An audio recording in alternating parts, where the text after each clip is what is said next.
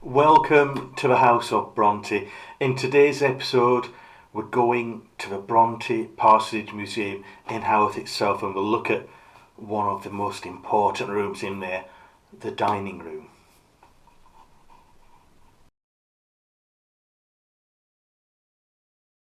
Hi, I'm Nick Holland. I'm a Bronte biographer and Bronte fan, and I've done quite a few episodes now for the House of Bronte. Thank you all for your support.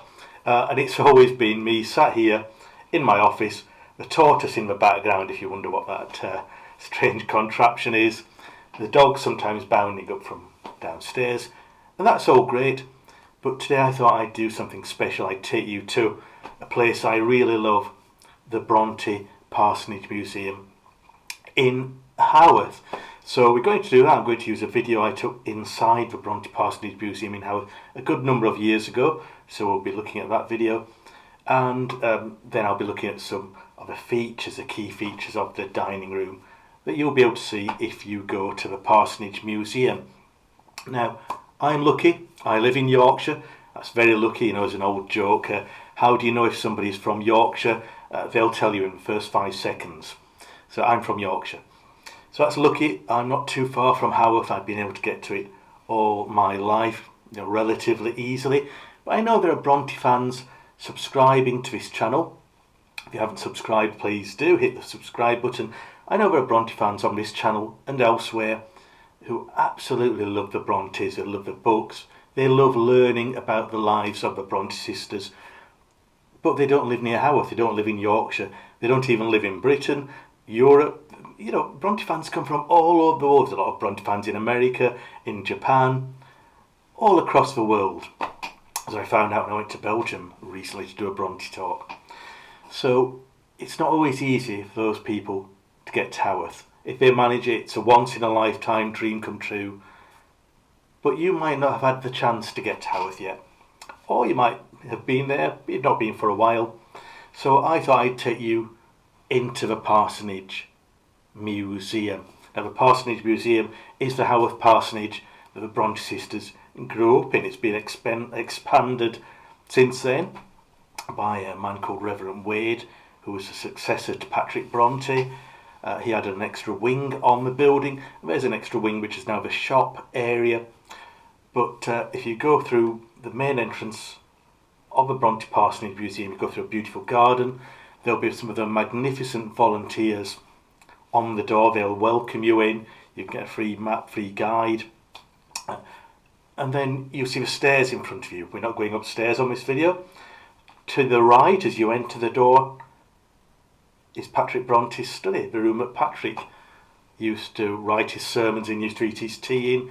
He liked to have some me time in that parsonage. He loved his children as well, of course. But we're not going there. We're going left. And if you go left, once you go through the door, you enter the dining room. It was a central room for the Bronte story, for the House of Bronte, and I'll tell you why. But first of all, we'll leave this study behind. For first on the House of Bronte channel, we'll leave this study behind, and I'll play a short video I recorded in rather whispered tones when I was inside the museum around 5 or 6 years ago. Thank you. This is the dining room in the Bronte Parsonage Museum, and this table is where Anne, Charlotte and Emily and Branwell, when he was younger, used to write. And there's a little E etched on the table for Emily, possibly. And after the sisters unfortunately passed away, it was said that Charlotte used to walk around the table on her own. A rather sad story, but it's a beautiful and evocative room. I hope you liked that short video. At least I wasn't in the study. You've not just seen these walls. You've seen inside the Haworth Parsonage Museum. Now, I'm going to look at some of the features of the museum now. That video was taken a few years ago. It changes every year. The volunteers and staff there work so hard every January. They change the displays, freshen everything up, and you've got something new to look at. If you go every year, you'll see new things. I see new things when I go. but it's a lot different how it was when it first opened in 1928. So let's have a look at this picture. This picture is from 1929. It's from a book by K. Subden.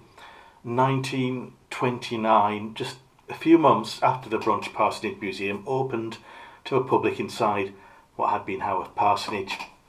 And you'll see there's not a lot in there compared to today. There's a piano in there. The piano isn't in there anymore. It's in Patrick Bronte's study on the opposite side of the corridor. You've got a chair there, you've got a display cabinet, not huge amounts in it because the collection was growing and growing at that time. So it's quite different today. One thing it mentions is the room where Emily Bronte died. That's the caption on this 1929 picture. And the dining room was the room where Emily Bronte died. We're going to look at that later on in this video and show a key feature today that you'll be able to see that was there when Emily Bronte died, wasn't there in 1929. When you walk in the dining room today, one thing you'll see straight ahead of you, there's a table, we'll look at that in a moment. On the wall ahead of you, Charlotte. You'll see Charlotte Bronte, a portrait of Charlotte Bronte by George Richmond. Now that was painted in 1850, so let's have a look at that picture now. 1850, Charlotte Bronte was beginning to become famous. Jane Eyre had made her a huge star, although the public knew her as Currer Bell. So she was becoming wealthier, she was becoming more famous, she was becoming an important person.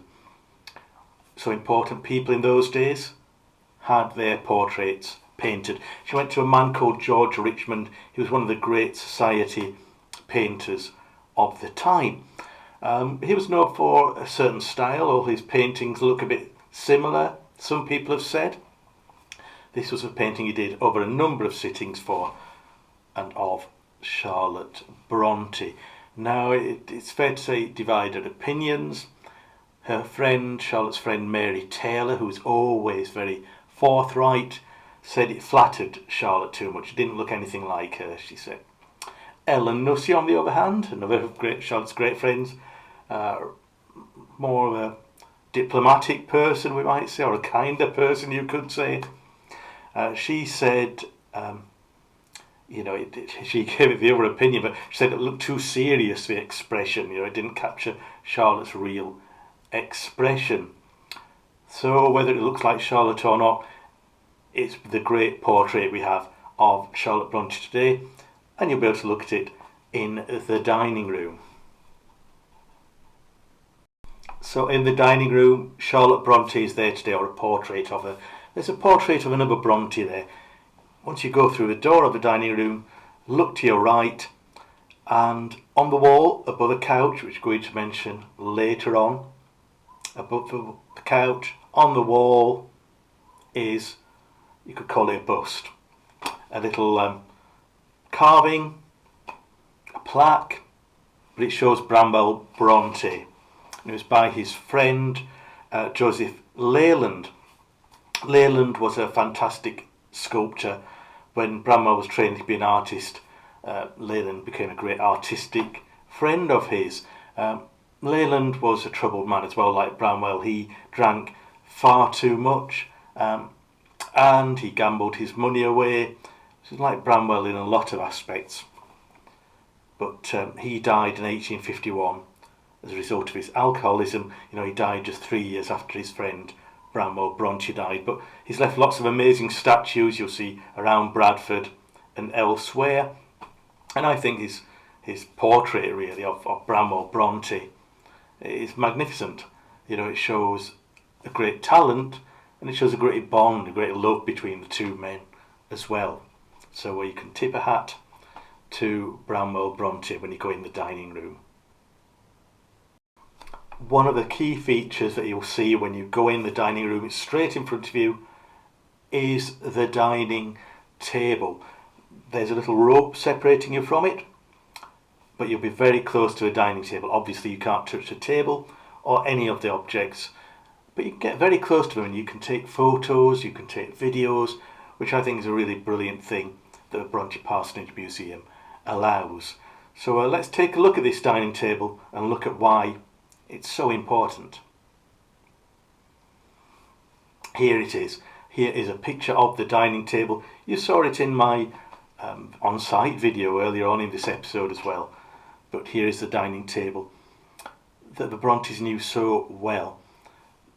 Around this table, the Bronte sisters and the Bronte brother Bramwell ate. They ate their meals here, but it's much more than that. As I mentioned in that on-site video, this is where their creativity took flight. They used to walk round and round this dining table, creating stories, creating poetry, swapping plots, creating the great novels we love today.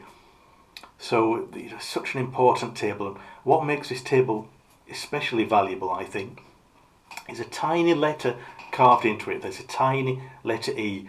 You might not be able to see it if you go and look at it. It's very small, but it's there. There's a tiny letter E scratched into it, and people wonder, where did the letter come from?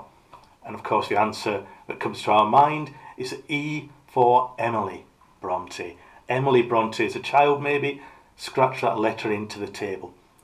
There's no proof. We can't go back in time, unfortunately, but it seems very likely, doesn't it? Emily was a strong-willed young woman, a strong-willed child. So children today scratch their initials into tables. If your child scratches something into your table, the value might collapse. Emily's initial hasn't collapsed the value of this table. It's why it's so valuable. It's why it sold for around £700,000 in 2016. The Bronte Parsonage Museum snapped it up. It's not going to be sold again. So you can see the table around which their creativity grew, around which they must have talked about their lives, about their hopes, their aspirations, about their fears. And it's where magic quite literally happened. And you can get really close to a table. It dominates the dining room today. If you go in the dining room, there's one more focal object you have to look at. So we'll take a look at it now. It was referenced in that 1929 photo. On the far right, if you look back at the video earlier on the far right of the room, look at the picture, far right of the picture, go into the dining room if you get the chance, look to your far right, you'll see a black couch. It's not any couch. This is a couch where Emily Bronte died. So this is a couch where that tragic event happened at the close of 1848. A year of great triumph it could have been for Brontes became a year of utter tragedy, devastation. It was by that time, by 1848, Jane Eyre was out, Agnes Grey was out, Wuthering Heights was out, The Tenant of Wildfell Hall was out. It could have been a moment of great triumph. But in that same year, Bramwell Bronte died, and then Emily Bronte died just after Christmas. Then, a few days later, Anne Bronte was diagnosed with terminal consumption, tuberculosis as we call it now. And this couch, sofa you could call it, is the epicentre of that tragedy, that devastation that came to Haworth Parsonage. And it's in the Bronte Parsonage Museum now. It was here that Emily lay down on her final hours and exited this world. She'd been so brave. She didn't want to take medicine.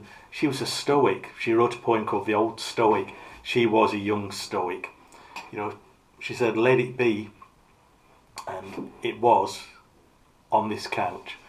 Apparently in her final hours she was holding a comb, trying to comb her own long hair. The comb fell from her grasp into a fireplace, and the middle of the comb was burnt out.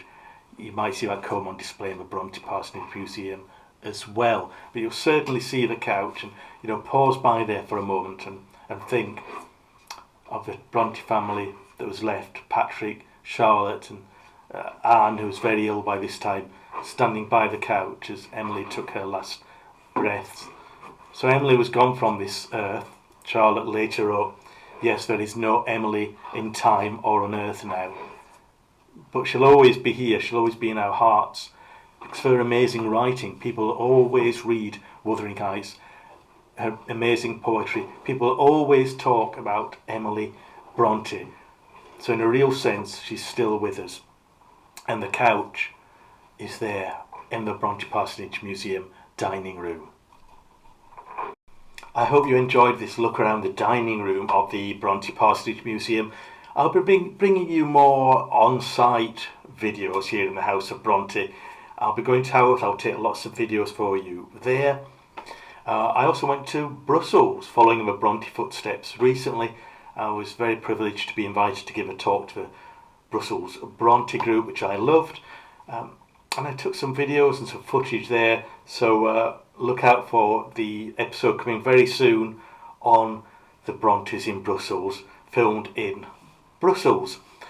So if you want to see that, subscribe. Please subscribe to the House of Bronte, like this episode, share it, tell people about it, and I hope you can join me soon for another episode of the House of Bronte.